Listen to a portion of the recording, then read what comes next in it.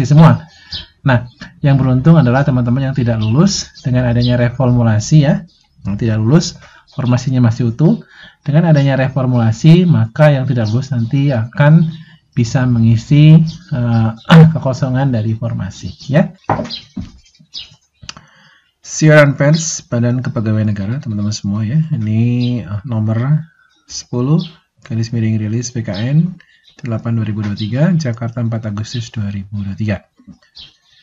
P3K jadi prioritas kebutuhan seleksi CASN tahun 2023. Oke, pegawai pemerintah dengan perjanjian kerja atau sering kita sebut dengan P3K ini menjadi prioritas kebutuhan seleksi calon ASN tahun 2023 dengan alokasi sebesar 544.993 ya.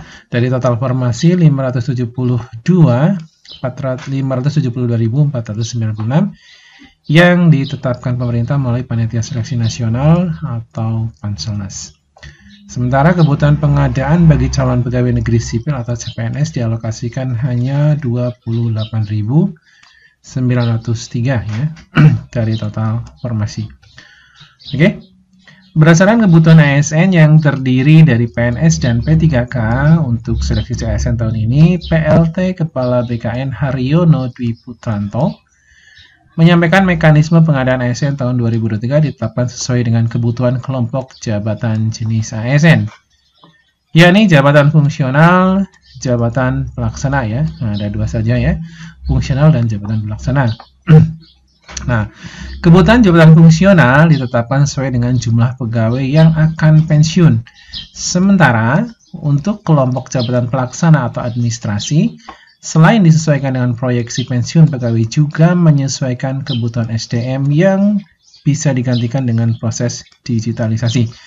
Jadi ini merujuk kepada teman-teman semua yang mungkin lulusan baru yang penguasaan IT-nya sudah bisa dikategorikan baik ya di sini ya. Karena memang sekarang untuk digitalisasi akan lebih diutamakan. Adapun kebutuhan P3K pada seleksi CASN 2023 didominasi tenaga pendidikan dan tenaga kesehatan ya teman-teman semua. Sementara kebutuhan PNS dialokasikan untuk jabatan-jabatan fungsional, keahlian lainnya sesuai kebutuhan instansi.